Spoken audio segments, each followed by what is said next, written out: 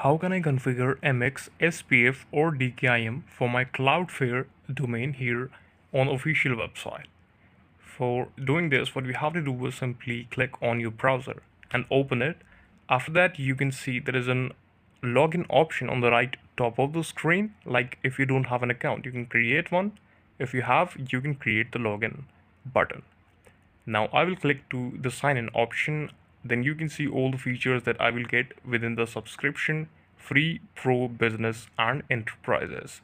Now to fix something on your uh, Cloudflare application or website, you should click and contact to the support section because there is no direct feature how you can do it. You should ask them to the steps. They will guide you that how you can do it easily and without harming your account, because if you will do it, there is some chance of risk that you should do it wrong.